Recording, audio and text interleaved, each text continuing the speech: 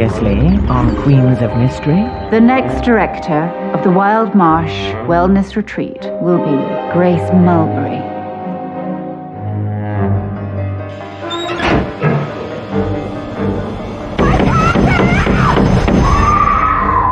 Have you heard? Where were you last night? At home. My sister owns this place and I demand to know what's going on. Irregardless. I heard she won the money to buy this place in a poker game. Capstone to see Lucky Jim. Can you explain why we found one of your false nails in the maintenance room and Grace Mulberry's pass card in your bedroom? Someone must have planted them. The formal engagement of their daughter to Dr. Daniel Lynch. Shall we? Please. Bryant, was her husband in the police? Target on the move. Yasmin Hayes couldn't have killed Dr. Isherwood. I'm her alibi. Our finances have taken a bit of a hit recently. If we close, even temporarily, it'll sink the place. The Yasmin Hayes we arrested isn't who she says she is. She's using a false name.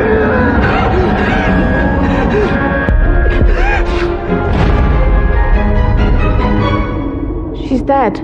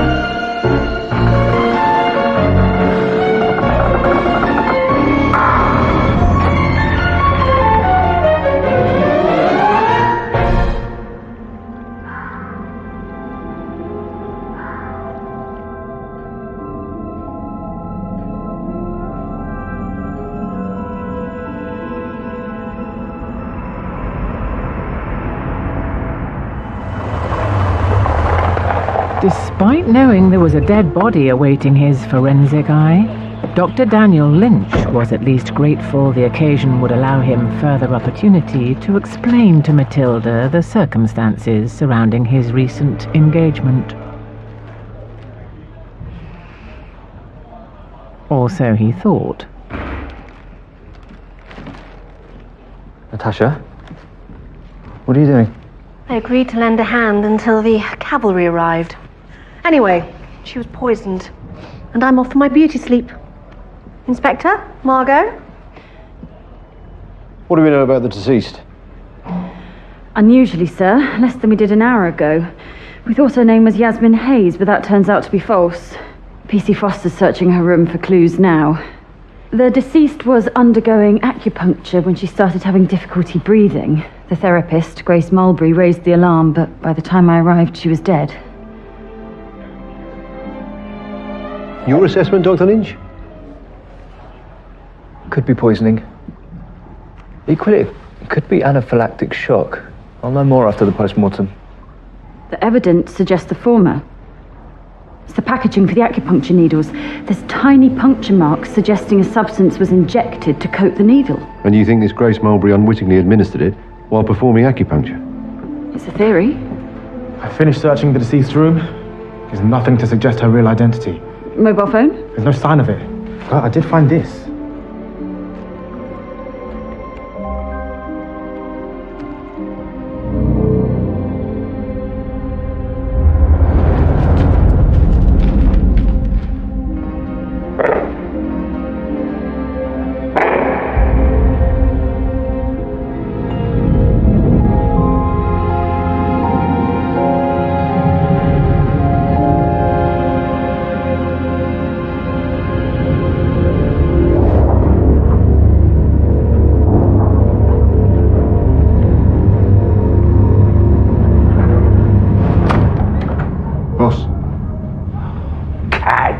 Stone. Well, I knew you couldn't keep away from here forever. I'm here for information, not action. Well, let's not be hasty. Sit, please.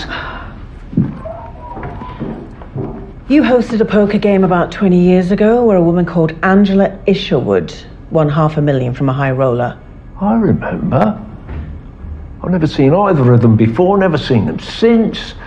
The high roller was worse than you. Bet thousands on hands he didn't have a chance of winning with. I need his name. I could look it up for you, but my members do so value their privacy. Or we could wait till your man here goes on a break and I could beat it out of you.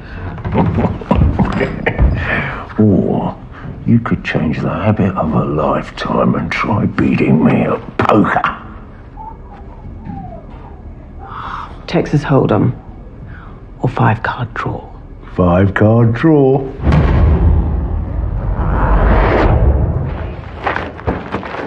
That's me done for the moment. I'll email you my initial findings. Thanks.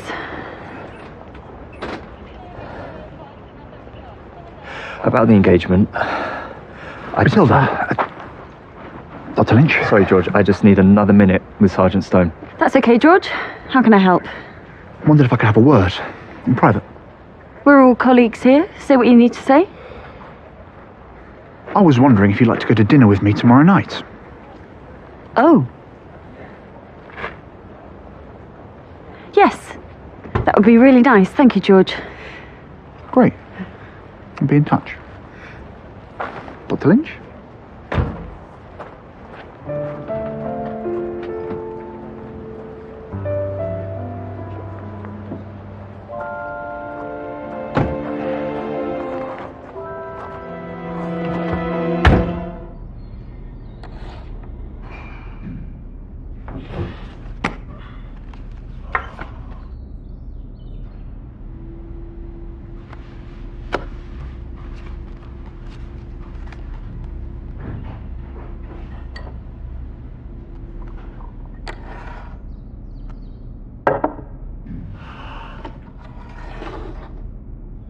Oh dear.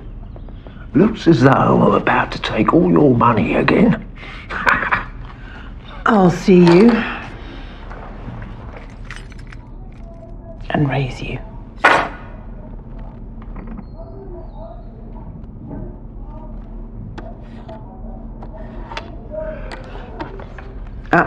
And the membership book.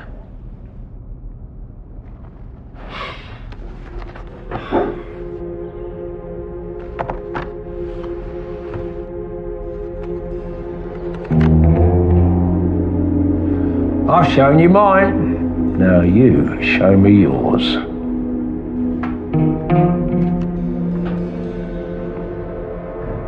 You bet your precious motorbike on a pair of lousy queens.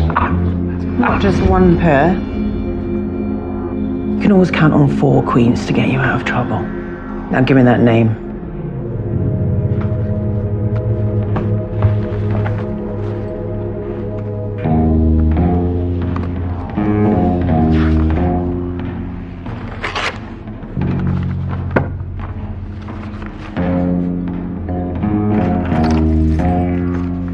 What about your money?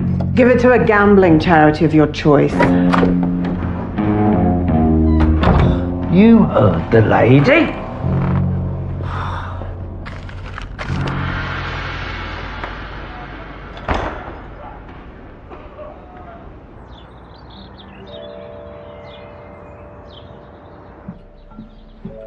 Have a good day at work. Sir? I wasn't expecting you. I know you weren't Stone, but What Inspector Thorne wanted to say next was, I woke up this morning and for some inexplicable reason, all I want to do is Tango.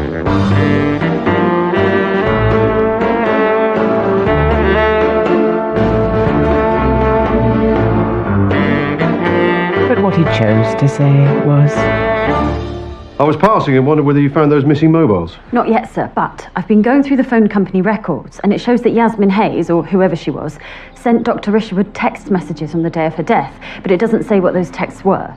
That's very good, Sergeant. Well done. Jane? Inspector? I'll see you at the station.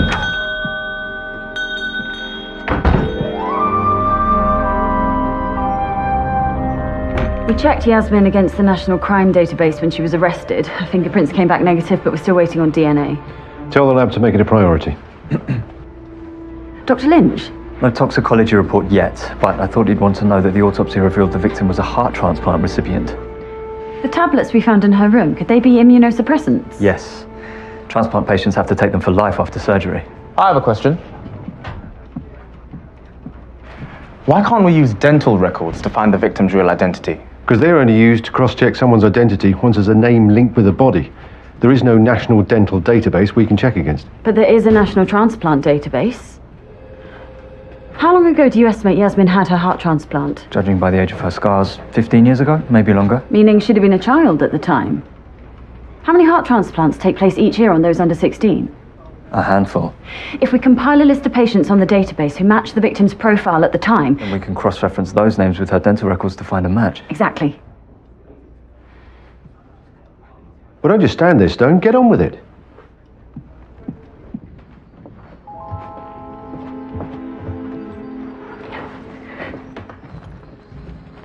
Where did you learn to do this stuff? You'd be amazed what you can learn at night school.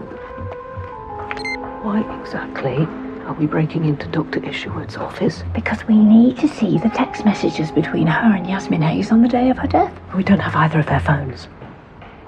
We don't need them.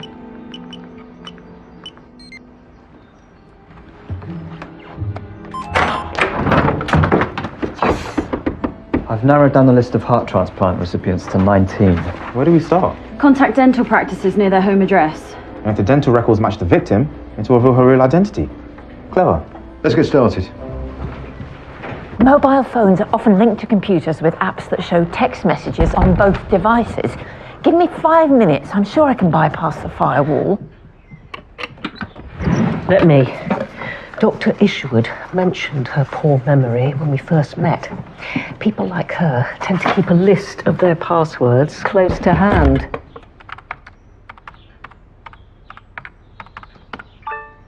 Bingo. Open that picture file. Oh, who's that naked man? I'm not certain, but I think I recognize that mole on his inner thigh. Really? What? I'm widowed, not dead.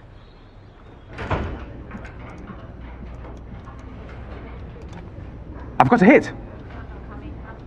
The dental records match a woman called Kelly Underfield. According to the transplant database, she received a new heart 20 years ago. Age 6. Good work, Foster. It was Sergeant Stone's idea. Yes. Well done, Stone. Terry, dig up everything you can on Kelly Underfield. I'm going to the retreat to see if anyone's heard of her. Sarge. And breathe and stretch. And breathe and stretch. And breathe and stretch. You joining us, ladies? Could we talk to you? The breath is the prana that powers your life. Take 5, ladies, okay? I'll be back with you. Care to explain why the 2 women who exchanged this photo are now both dead? I admit it. I'm a fraud. I'm not a ladies' man at all. I married my childhood sweetheart. She passed away a few years ago, and I found myself single for the first time in my life. But then I met Yasmin, and for a brief moment, I thought, who am I kidding? I don't know what I thought. And the naked photo? Yasmin kept asking me to send her an intimate photo. Naively, in the end, I gave her what she wanted.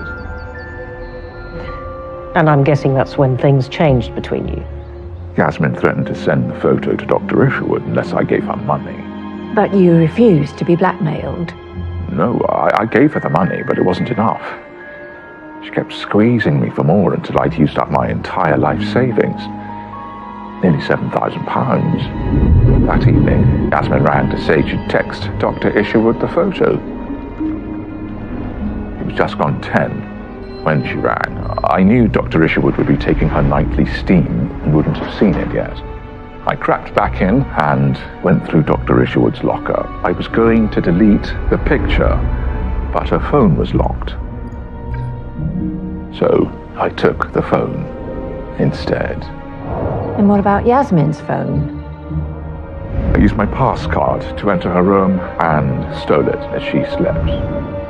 It's why we were arguing yesterday. Yasmin knew I'd taken her phone, but couldn't prove it. Look, I know what I did was wrong. I'm an idiot.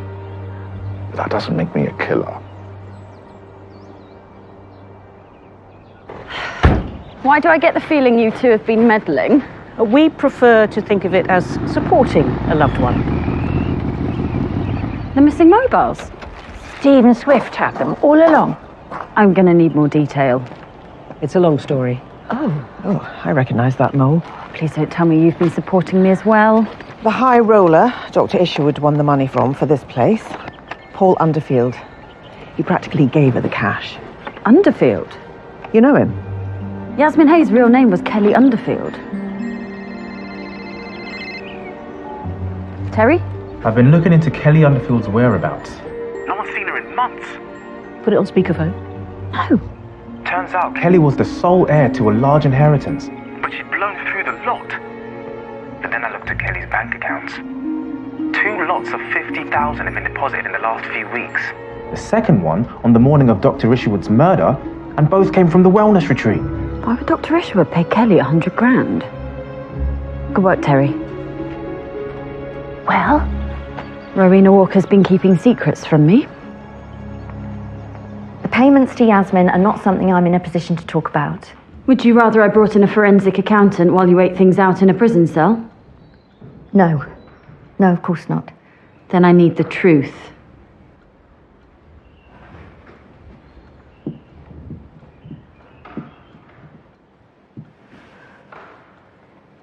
It's Alistair. Dr. Isherwood's brother. Have you ever experienced love at first sight, Sergeant? I might have.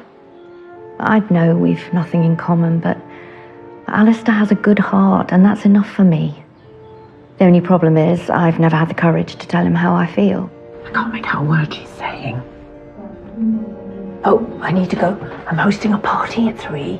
Mattie's in the middle of a double murder investigation and you're hosting a party. Yes, a facelift party. Oh, can I come? Irregardless. I've always done the retreats books. 2 months ago, I spotted £50,000 being siphoned out of the company bank account. Dr. Isherwood fobbed me off the first time, but when it happened again a few days ago, I demanded an explanation. Is that what you and Dr. Isherwood were really arguing about the other day? Dr. Isherwood wouldn't tell me why, but said that Yasmin was blackmailing Alistair. Alistair? He went to her for help and she agreed to pay Yasmin off. Dr. Isherwood knew I had feelings for Alistair. She told me he'd get into terrible trouble if I said anything. You should have told me the truth when I first asked. I was worried you'd think he was caught up in the murders. And what about you?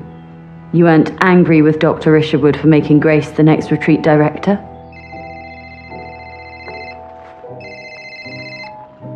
Dr. Lynch? I've had the toxicology results back on Kelly Underfield. Looks like we were both right. Right, how? She was poisoned and she died of anaphylactic shock. She was injected with bee venom. Bee venom? I checked the medical records. She was allergic to bee stings. Thanks. Have the report sent to the station.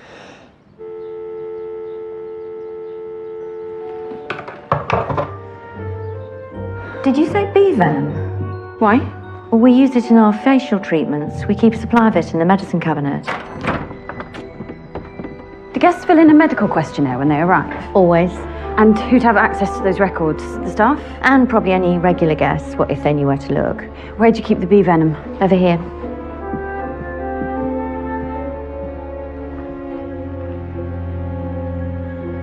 What's that? It's a security camera. Dr. Isherwood was worried someone was stealing. She asked me to set it up months ago. As Matilda eyed the hidden camera, she couldn't help but feel things were finally coming into focus.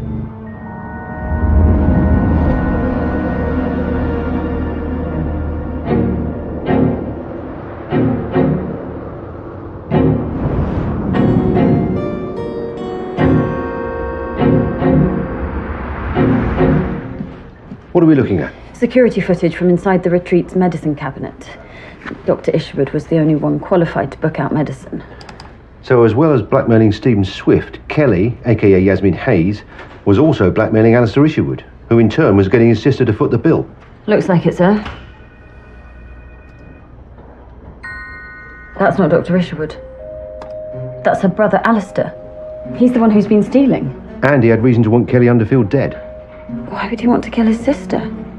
Maybe he was angry that Grace was promoted instead of him. By killing Dr. Isherwood, he inherits the retreat and can be in charge. Put a bolo out for Alistair Isherwood. I want him found and brought in for questioning. Sir.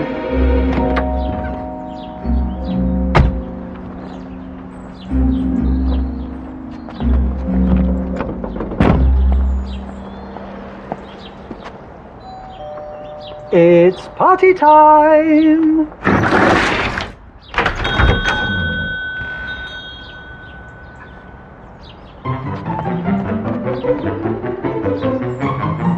Should we run after him? Nah.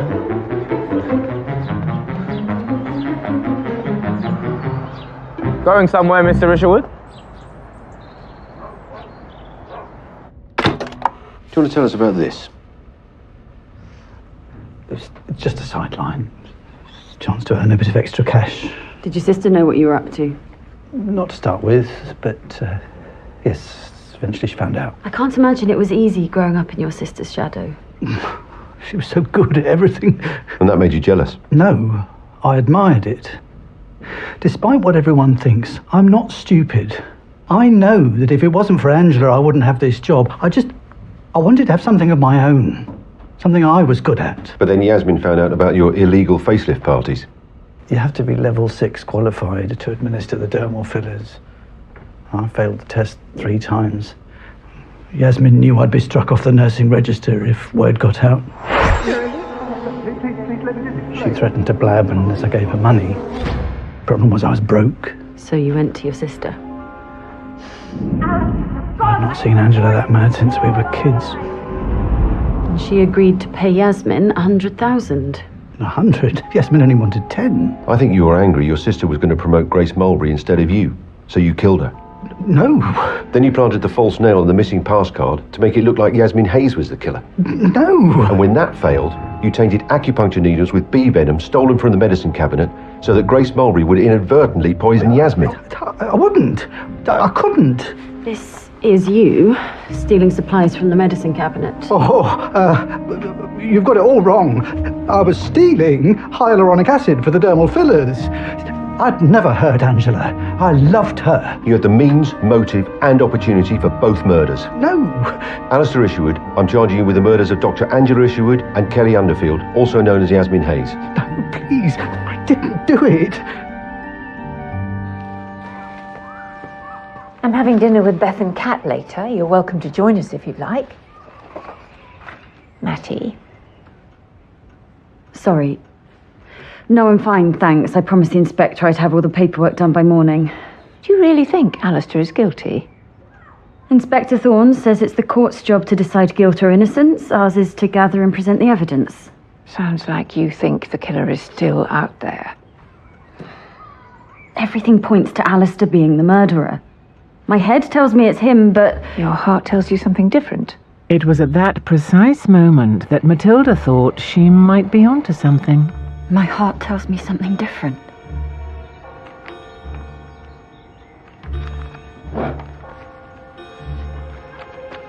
Matty? And a heartbeat later, when she knew she was. They match. The dates, they all match.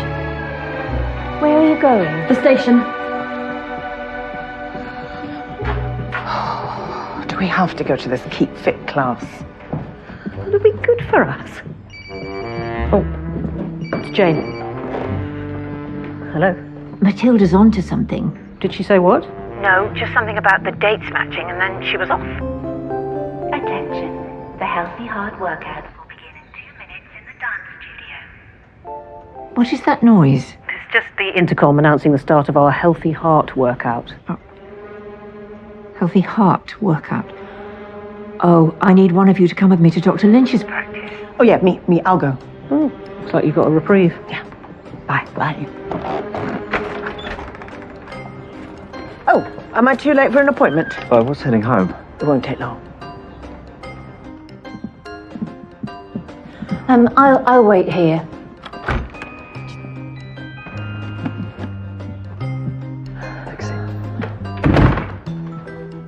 What seems to be the problem?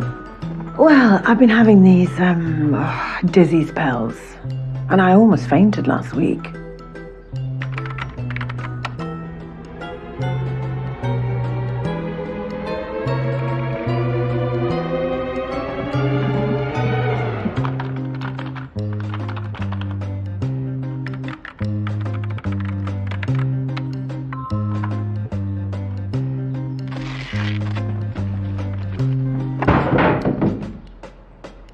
You hear that? No. Oh, my head's spinning. I think I'm having another one of my turns.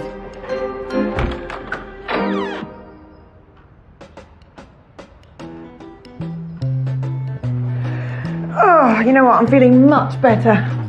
Thanks, Doc. You're a miracle worker. I haven't done anything. Must be the placebo effect. Thank you. Despite a desire to believe the best of people, Dr. Daniel Lynch couldn't help but feel his affections for all things related to Matilda had, ironically, been taken advantage of by those directly related to her. Affections he now felt compelled to act upon.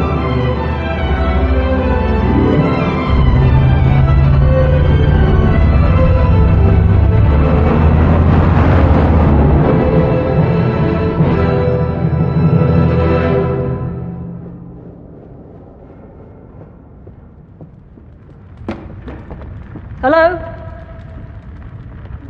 Hello?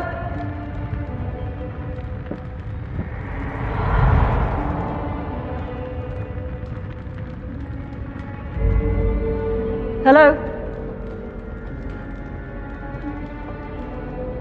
Anybody there?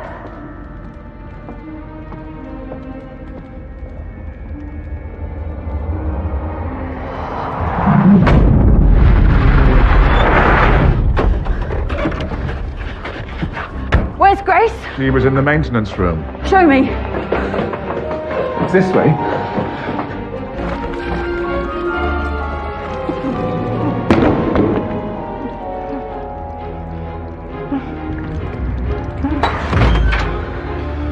Why would she switch off the stateroom's fire alarm? Call the fire brigade. Get everybody out. Where are you going? To stop Grace Marbury from burning this place to the ground.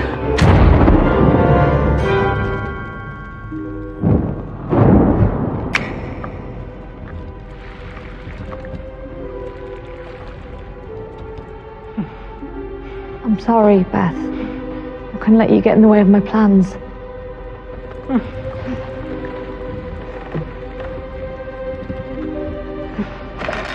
By the time these chlorine tablets react with the alcohol and start the fire, I'll be long gone. Why do you want to burn the place down? Why would I want to burn down the retreat? Because it was built with blood money. Stay back. One step closer, we all go up in flames. Everyone gather on the flagstone. Have you seen Matilda? She's gone to the stateroom. Kelly Underfield wasn't only blackmailing Stephen Swift and Alistair. She was also blackmailing Dr. Isherwood. You and your parents weren't the only people in that car accident. You had a younger brother, Miles, who, like you, ended up in a coma in Dr. Isherwood's intensive care unit. Kelly was 6 at the time. She had a genetic heart condition and she had been waiting years for a heart transplant. With Kelly days from death, her father heard about your story, and I'm betting he bribed Dr. Isherwood to give Kelly Miles's heart. Tell me I'm wrong. Dr. Isherwood made it look like Miles wasn't going to pull through. She switched off his life support so that his heart could be used to save Kelly's life. And Dr. Isherwood used Paul Underfield's bribe to set up the wellness retreat. Natasha! Daniel, what are you doing Where's here? Matilda? Oh, Please, it's important. I think she's in the stateroom. Daniel! Daniel! When did you realise Kelly had your brother's heart? Not long after I saw her heart transplant scar. Therapists are like hairdressers. Customers like to tell you their life story. She kept going on about how ill she'd been as a child, how she'd had this big heart transplant operation. She didn't stop there. She bragged about how before her father died, he passed on his big secret about how he saved her life. He boasted about paying an intensive care doctor $500,000 to switch off some dying kid's life support early so that Kelly could have his heart. It was like she was proud of it. And you knew that doctor was Angela Isherwood? The dates of Miles's death and Kelly's operation were too close for it to be a coincidence. It had to be her. So you planned your revenge? Wouldn't you? You found out someone you trusted had been lying to you your whole life. Everything Dr. Isherwood did for me, it was born out of guilt for killing my brother. But why frame Kelly for Dr. Isherwood's murder? Miles was pure, honest, too good for this world. Kelly didn't deserve his heart. She was rotten to the core. Which is why when my aunts uncovered an alibi for Kelly, you decided to kill her as well. Matilda! Say goodbye to your aunt, Sergeant.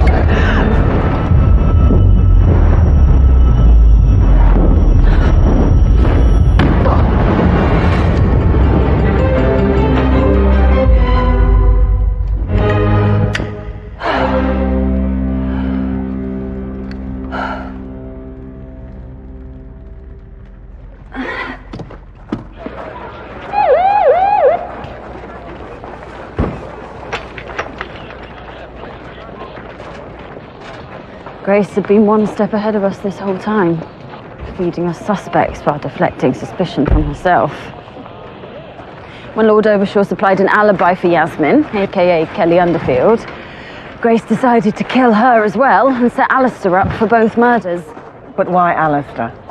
Dr. Isherwood promoting Grace instead of Alistair gave him motive. Plus, Grace was the one who set up the security camera in the medicine cabinet. When she saw footage of Alistair stealing the hyaluronic acid, she knew she could use it to make us believe he was the one who stole the bee venom. With everything in place, Grace killed Kelly Underfield and made it look like she'd been duped into administering the fatal poison. And Dr. Isherwood went through with the charade that she won all the money in a poker game. Because she knew it would be impossible to hide a £500,000 bribe. Money won in licensed gambling premises in the UK is tax-free and totally legit. It was the perfect way for her to launder the money without drawing suspicion, especially as no one knew who she won the money from. Until Kat uncovered the truth. Dr. Isherwood thought it was all in the past, but it all came back to haunt her when Kelly Underfield booked into the retreat under a false name and started blackmailing her. Well done on getting your man stone. I mean, woman. Thank you, sir. I'll expect a full report on my desk by the morning. Sir. Ladies? No. No. No, no, no, no, no, no, no.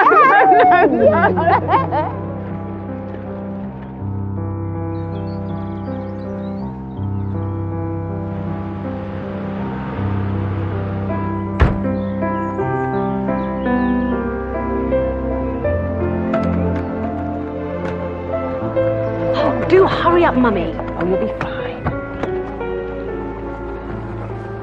I don't know why I've put on weight since I've been here, Sweet Pea. Must be my metabolism. Beth, do you have a moment? See you in a sec.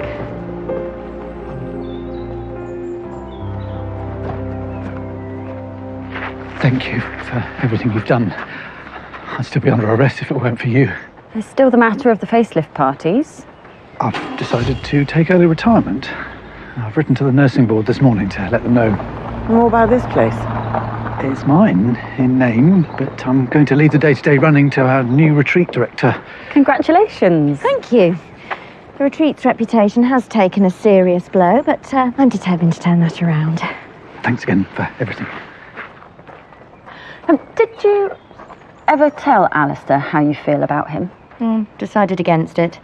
After recent events, I've started thinking that the idea of love at first sight is a load of old nonsense. It's time I moved on with my life. Now, if you'll excuse me, Sergeant, I have a wellness retreat to run.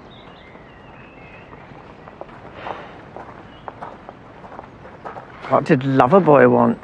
Dinner? He asked you out? No need to look quite so surprised. He figured I'd already seen him naked, so what's the worst that could happen? Well, I hope you said no. I said I'd think about it. Well, I'll ring him later and let him down gently. Very sensible. I just don't think he's your type, that's all. Although looking forward to her date with George, Matilda knew she wouldn't be able to enjoy the evening until she had first investigated the marital history of a certain person of interest, the resident of 33 Brick Lane.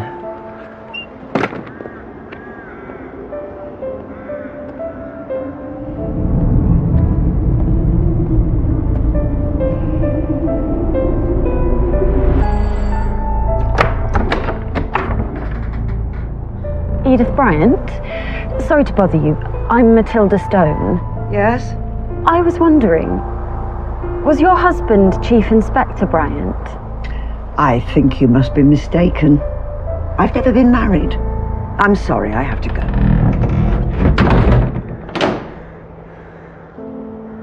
And while Matilda considered ringing Edith Bryant's doorbell for a second time, her Aunt Beth was considering a ring of a very different kind.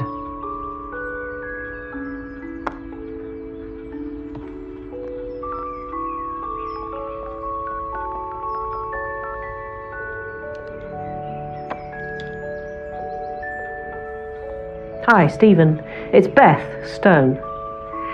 Look, I'm sorry, I'm afraid I can't make dinner.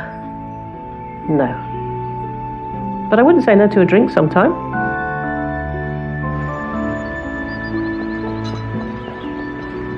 Matilda, sorry. I mucked up. There's a private party tonight. They can't give us a table. No. The sign's all wrong. It needs to be higher. I specifically told you not to invite any of your work colleagues. I mean, I asked you to do... Seeing Daniel, Matilda wondered if the notion of love at first sight was, as Rowena Walker so eloquently put it, a load of old nonsense, and whether, like Rowena, it was time she too moved on. Don't worry about it. Let's eat at the Great Gatsby tonight instead. You don't mind? Of course not. Come on.